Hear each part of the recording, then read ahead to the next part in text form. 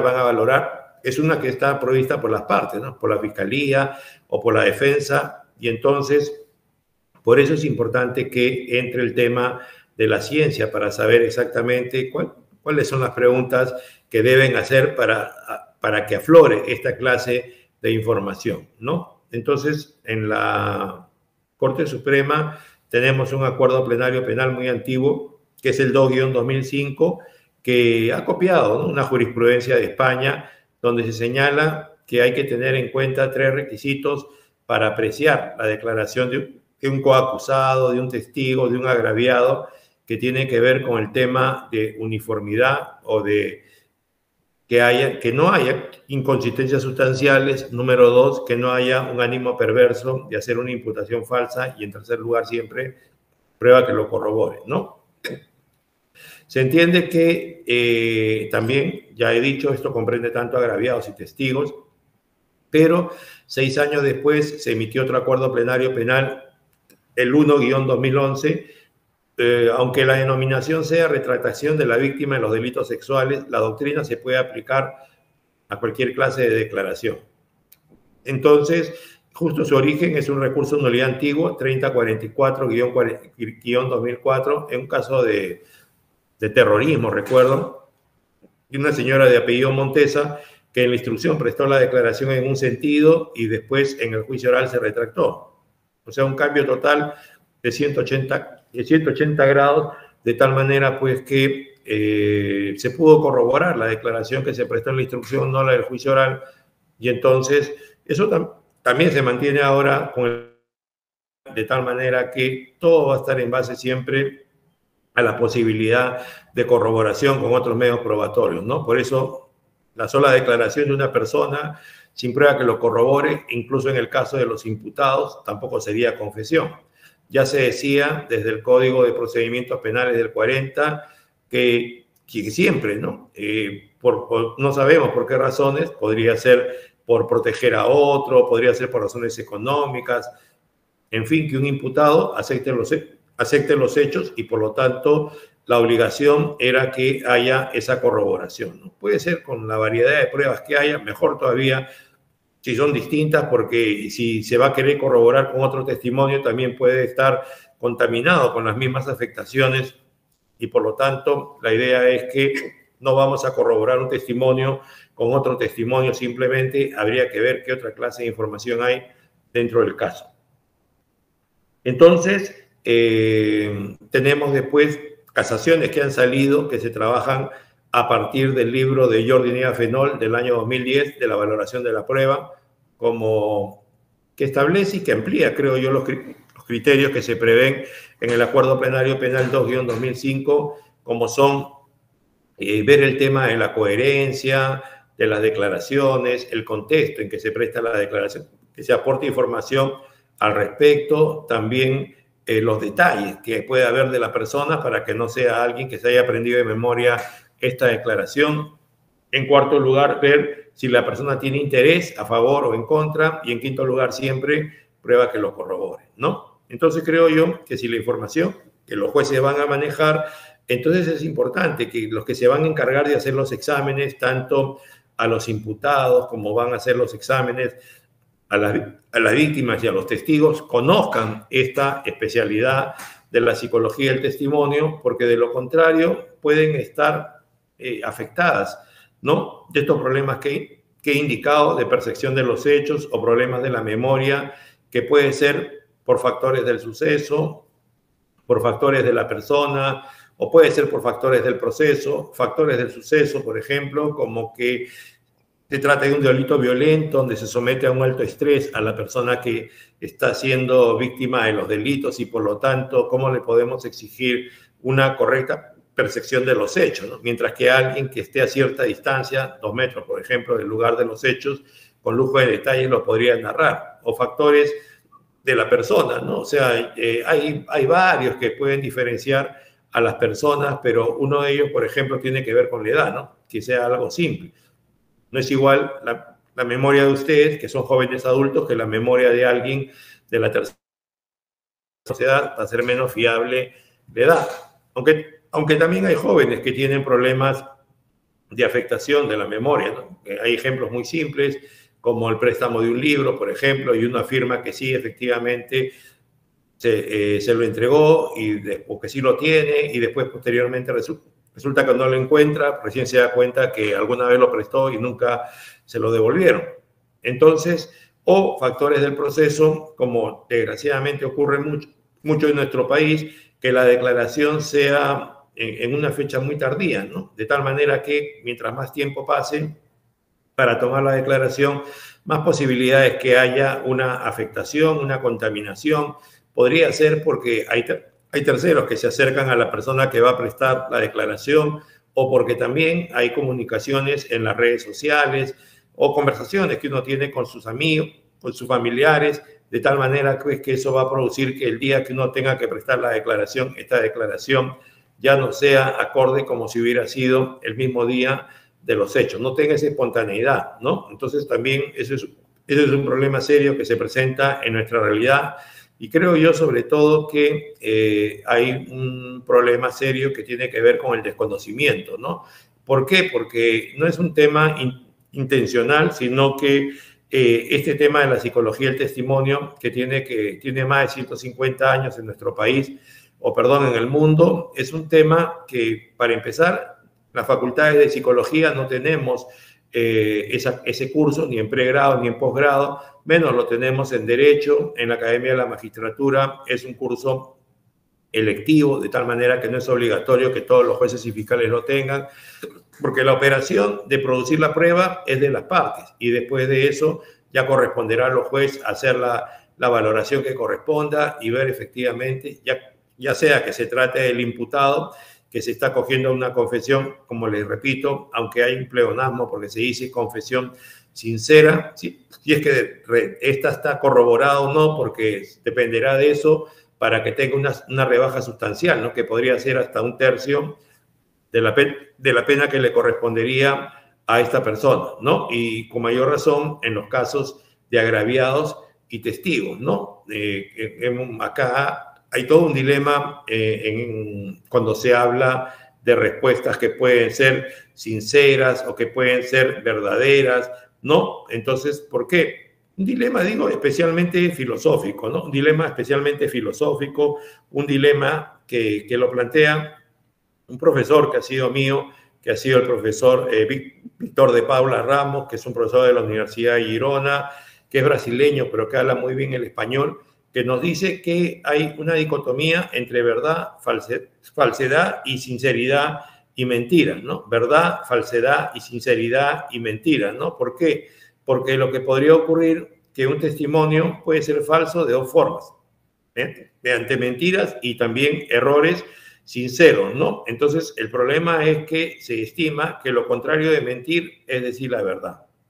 Cuando lo que debería tenerse en cuenta es lo siguiente, que este puede ser verdadero por dos razones: cuando se realiza con sinceridad y cuando se presentan mentiras erróneas, ¿no? En ambos casos estamos hablando de una declaración que es verdadera, pero el problema es que cuando se trata de la información que es errónea, obviamente no va a contribuir a que se puedan esclarecer los hechos y la búsqueda de la verdad, ¿no? Pero esta discusión, creo yo, lo entiende bien Jordi Ferrer Beltrán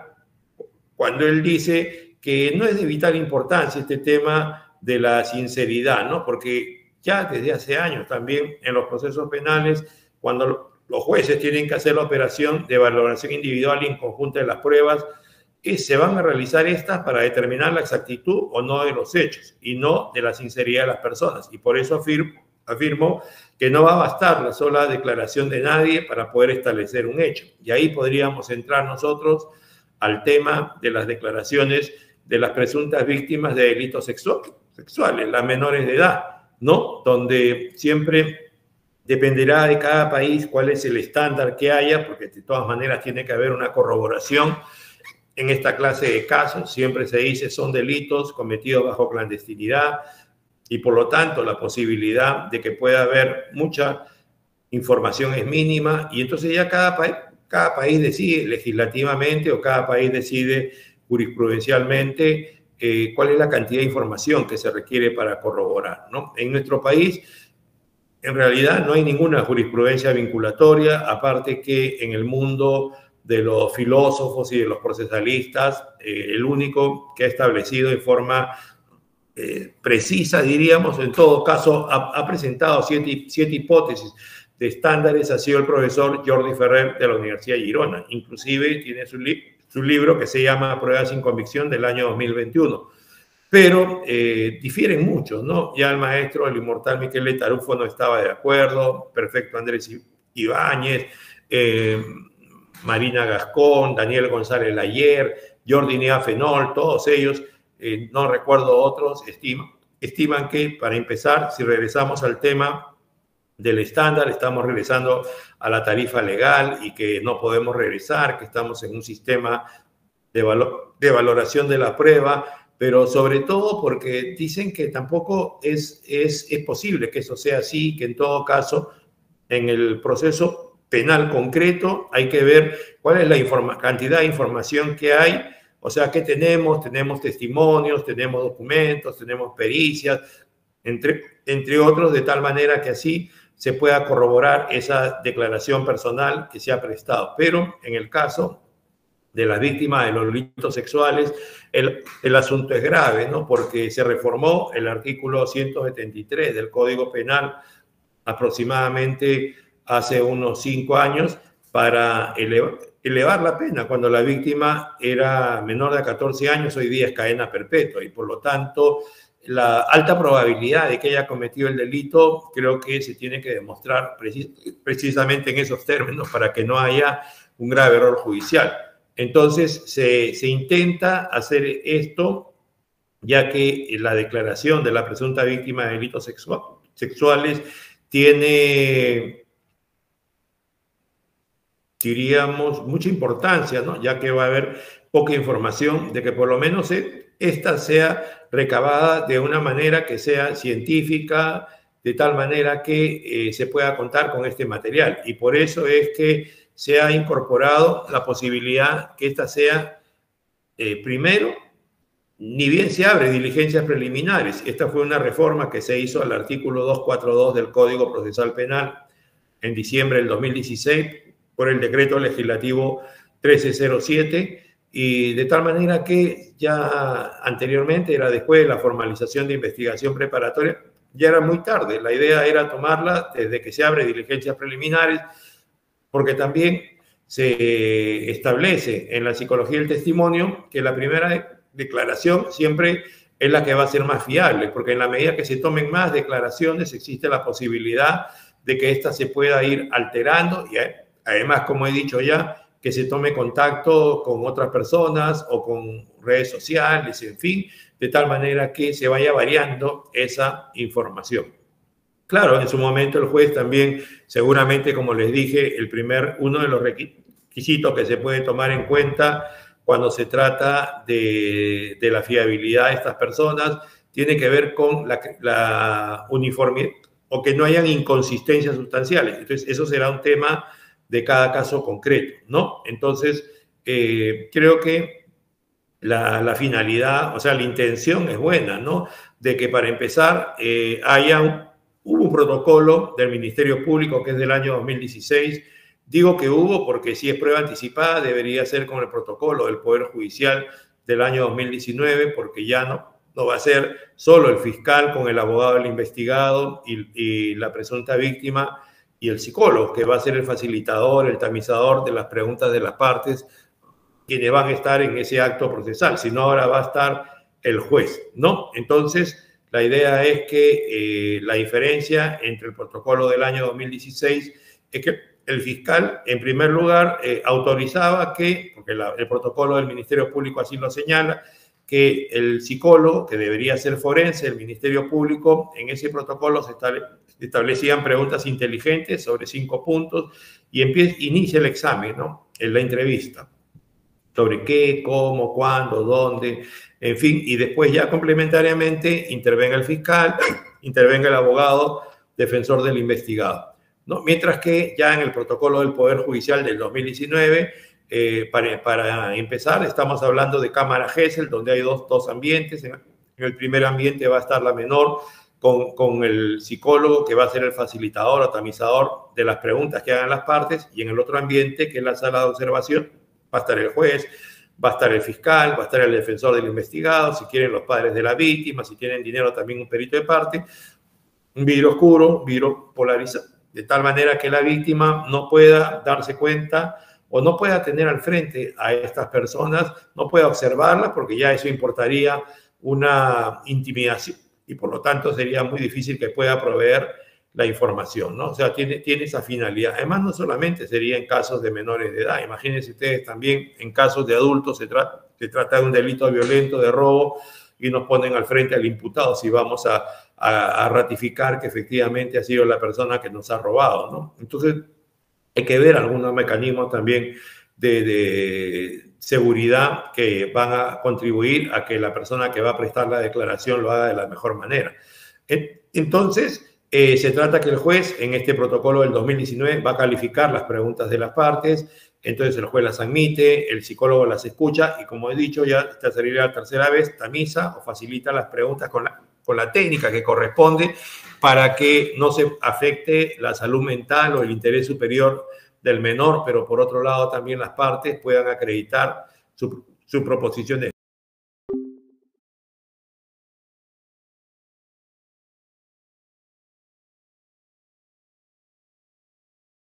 partes, empezar la fiscalía y la defensa,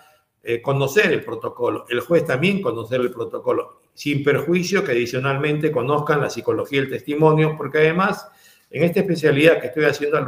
alusión mucho, se ha establecido que no debería ser un psicólogo forense el que participe en la recepción de esta entrevista, sino un psicólogo del testimonio. Pero para empezar, quiero decirles que cruzan transversalmente los conocimientos, sino que ya el psicólogo del testimonio tiene algunos especializados para esta clase de recepción de entrevistas. Por lo tanto,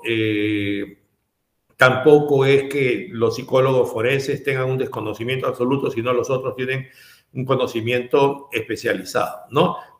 Pero la verdad es que no sabemos del 100% de psicólogos que trabajan en el Ministerio Público cuántos tienen esta segunda especialidad. No hay una información oficial que se haya publicado al respecto. Se puede pensar que por la cantidad de años que participan en estas entrevistas y después hacen una evaluación psicológica,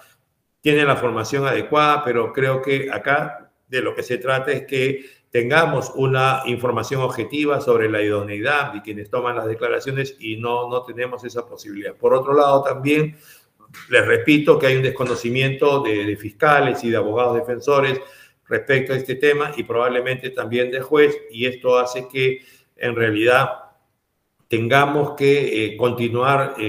para empezar, creo que haciendo correcciones a los protocolos y reglamentos, porque ustedes que me escuchan, así como yo, que no somos psicólogos, seguramente estamos de acuerdo que la memoria de un menor de 3 años no es igual que la de una de 5, que la de uno de 7, que la de una de 9, 11, 13, 15. Sin embargo, el protocolo no está hecho de tal manera que esté individualizado en función a quién sea quien se tome la declaración. Creo que ahí habría que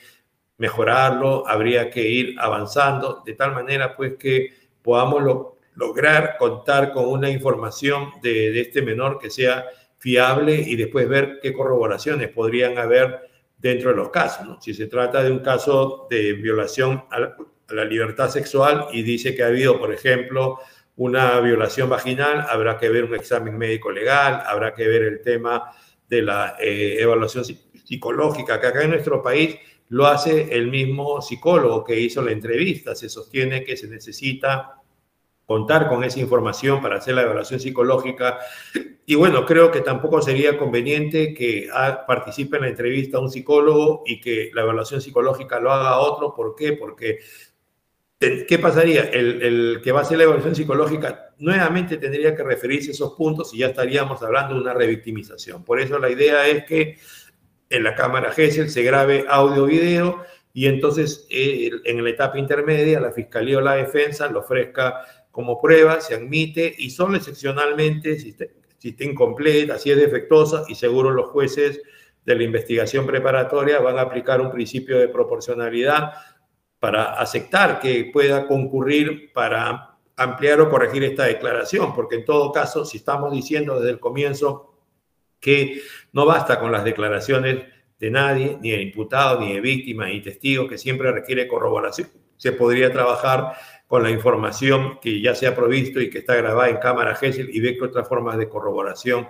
hay. Entonces van a haber casos fáciles, van a haber casos difíciles, caso fácil. ¿Qué pasa cuando le hacen el examen médico legal a la menor, presunta víctima de delito sexual, tiene una enfermedad genital y también el imputado lo tiene, o sea, un indicio más en su contra, más la indicación de la menor? El examen médico legal también indica que ha sido objeto de esa exploración sexual. Por otro lado, se corrobora que la persona ingresó al domicilio de la menor o vivía con la menor, hay algunos testimonios. O sea, es un tema de caso concreto, el tema de saber cuándo nos encontramos con prueba que sea más allá de una duda razonable, y será un tema de recorrer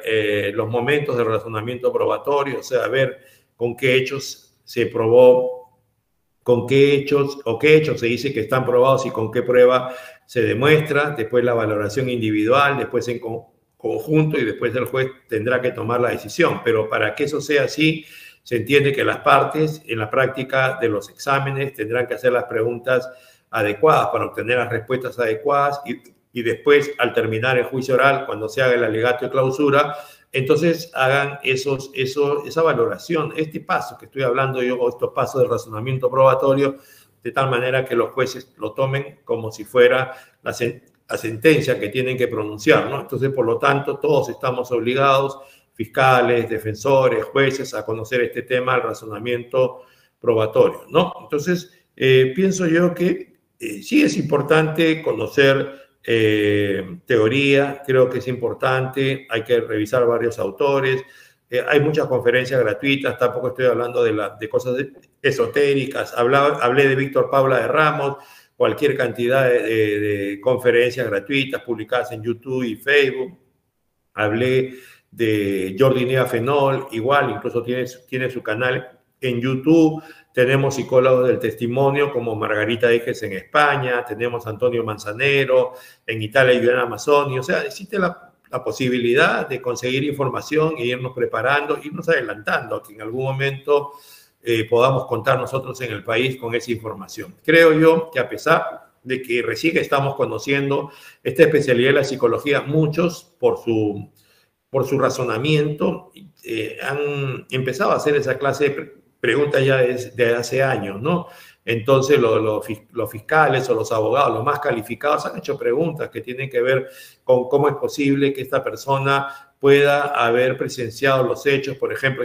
estamos en una cafetería en Starbucks, ¿quién está? Está un muchacho con una muchacha, de tal manera que están enamorados, el muchacho está intentando que se concrete el enamoramiento, y de pronto seguramente van a cada rato a estos lugares de Starbucks donde la gente va a tomar su café,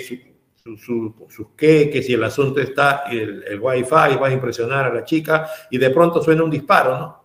Voltea y ve a una persona que está tirada en el piso. La pregunta es, ¿él vio cuando esa persona le disparó, o simplemente vio cuando ya estaba tirada en el piso y salió y lo vio a 50 metros corriendo? Entonces, ¿qué pasaría si esa persona es uno de los testigos? Entonces, el fiscal o el defensor, que conoce el caso desde el comienzo, tendría que hacer las preguntas adecuadas para que el juez, o al inicio el fiscal, porque ¿por qué necesidad tendríamos que llegar nosotros hasta la etapa del juicio oral? Podría ser que el caso termine, digo, es una posibilidad siempre, terminadas las diligencias preliminares, o seguramente más probable en la etapa intermedia con un requerimiento de sobreseimiento, ¿no? Entonces, creo yo que en ese sentido hay que mirar con mucho cuidado esta clase de situaciones, especialmente hoy, siempre, diría yo, en el Perú, desde el año 2004, hace 18 años, se ha hablado de litigación oral, ¿no? Se ha hablado de litigación oral, y el problema con la litigación oral es que tiene un origen anglosajón, tiene un origen adversarial, y entonces al comienzo ha habido toda una deformación. Acá yo recuerdo, fui uno de los primeros de un grupo de 10 que nos capacitaron profesores de Puerto Rico. Puerto Rico es un territorio asociado a los Estados Unidos de Norteamérica, por lo tanto, el mismo sistema anglosajón o adversarial de Estados Unidos de Norteamérica es como se hacen los juicios orales y los procesos de allá en Puerto Rico, y vinieron profesores de allá, unos superstar. Mi profesor ha sido Julio Fontané Maldonado, Héctor Quiñones Vargas, Wilfredo Padilla Vargas, Félix Fumero, entre otros. Y entonces, ¿qué pasa? No creo que no tuvimos en cuenta el origen europeo continental de nuestro Código Procesal Penal. Como ustedes sabrán, hay una pugna en sistemas procesales penales, el europeo continental como el adversarial. Para empezar, en el adversarial hay jurado popular, no hay una investigación preparatoria oficial y por lo tanto cada parte por su cuenta investiga, y por eso es que cada parte busca sus testigos, prepara sus testigos, los lleva a los testigos, no hay actas escritas de diligencias preliminares ni de investigación preparatoria. Entonces, para ellos el papel no habla, el papel no se interroga, el papel no se ruboriza. Ellos también dicen que ellos buscan la verdad como nosotros, pero el tema es, si es una decisión de jurado popular, ¿cómo sabemos cuál es el razonamiento que ha tenido el jurado popular si es íntima convicción, si no hay motivación? Lo contrario de lo que pasa en nuestro país, ¿no? En nuestro país sabemos que hay una investigación preparatoria oficial, que el fiscal va a estar a cargo de eso, que debería ser objetivo, se establece como garantía que hayan actas escritas de las diligencias preliminares y de la investigación preparatoria, de las declaraciones personales, entre otros. ¿Y qué pasa? Si es imposible materialmente que vaya al juicio oral, pues lo que va a pasar es que se pueda oralizar, ¿no?, esa declaración testimonial, porque lo que se quiere es que los jueces en el juicio oral cuenten con la mayor cantidad de información. Entonces, inicialmente se contará con los que físicamente puedan ir, y ya con el nuevo concepto de inmediación, que todavía no se asimila, que creo que mucha gente todavía ni se entera, en el sentido que cuando se trate de la apreciación de una declaración personal, no importa el tono de voz, la impresión corporal, no importa si mira al techo, al piso, si le tiembla la voz, sino lo que importa, o sea, no importa la persona del testigo, sino lo que importa es el contenido de la declaración, ¿no? Entonces, por eso es que hay que tener mucho cuidado con el término convicción. Todavía se sigue utilizando mucho la convicción, pero hoy día se establece que no se trata del conocimiento psicológico del juez, ni que es un estado mental del juez, de que mira a la gente, escucha y dice, este hombre está diciendo la verdad, sino siempre, si se trata de un tema racional, se requiere corroboración. Entonces, yo creo que hay que entrar a tallar en ese tema, hay que ver de qué manera se puede corroborar, y habrá que ver, repito, si tenemos otros testimonios, pero especialmente otra clase de pruebas, ¿no?, documentos, pericias, grabaciones, en fin, etc., etc., y de esa manera, en el caso concreto, si yo soy el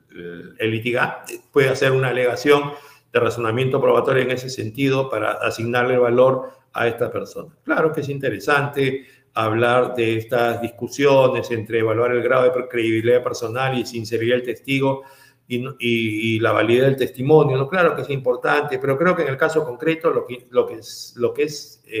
fundamental es tener en la memoria